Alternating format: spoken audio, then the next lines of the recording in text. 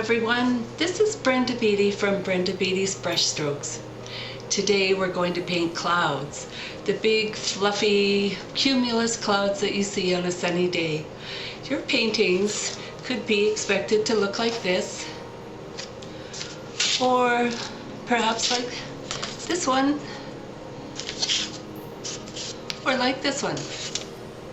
So let's get started. You won't need much. The supplies needed are listed at the bottom of the video and at various places in the video. So good luck with your painting. I'm starting out with a piece of watercolor paper that is 140 pound press, cold press. I have a drawing of the Gatineau Hills right here, very lightly penciled in just as a guideline, and I'm basing my painting on a photo taken of me at the beach this summer. I'm going to take myself out of it because we're just here to paint clouds today. The sky will be the main portion of my painting. I'm just using that as a reference. I don't feel that I want to make a painting exactly like the photo because I could just blow up the photo if that's what I wanted. I want to paint what I feel about it, what I think is beautiful, and try to do a good composition, something that people will want to look at. Sometimes I want to show people something that they might not see otherwise, especially if I'm way in the woods or in a national park. This is my palette for today. This is a Windsor violet. I'm going to use only 3 colors, ultramarine blue and phthalo blue. I call it phthalo blue. The first 4 letters of phthalo are PHTH. So I shorten that to phthalo.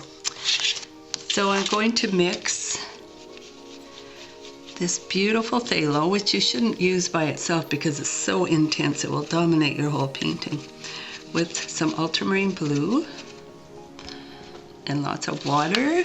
And I've wet my sky already.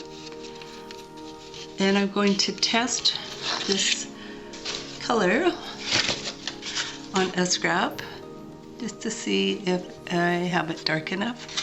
I think I like that. It will lighten because it's going over a wet background. And I want this sky to get a little lighter as I go down. So when I'm about halfway through, I begin to add some water to my brush. That's called a gradated wash or a graded wash.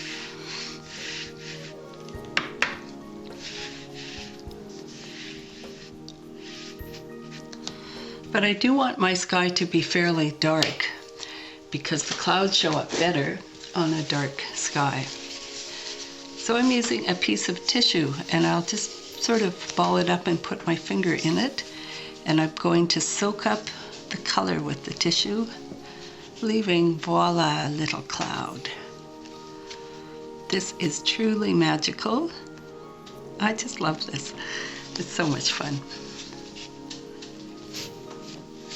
I'm turning the tissue around to get a fresh piece and pressing it into sort of round shapes. My finger is in there giving the shape to the clouds, and I'm blotting up the color. Some places, the sky, because I added a little water to my brush, you get a light cloud effect at the bottom here. And up here I'm just going to run the tissue along to get some cirrus clouds, stratus, which are long, wispy ones.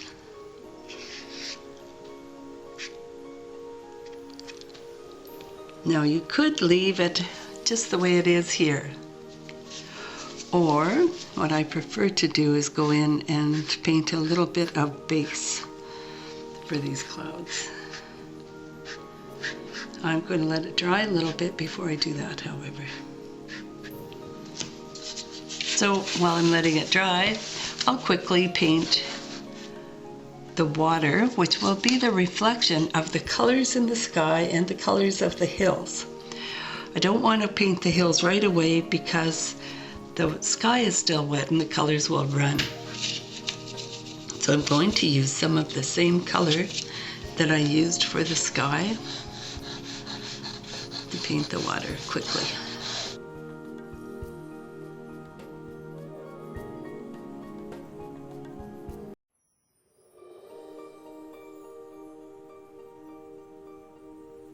Add some of the purple in with my sky color. I'm going to test the color on a piece of watercolor paper to see how it looks. That's quite a nice grayish color, so I think I'll use that, and I'll just add a few streaks. This is step number 3 in how to make the clouds to make a base. Don't want to go overboard with this or it looks contrived. Just a little bit of color, and if it's a sunset painting, then you would add maybe some red, get a pink color.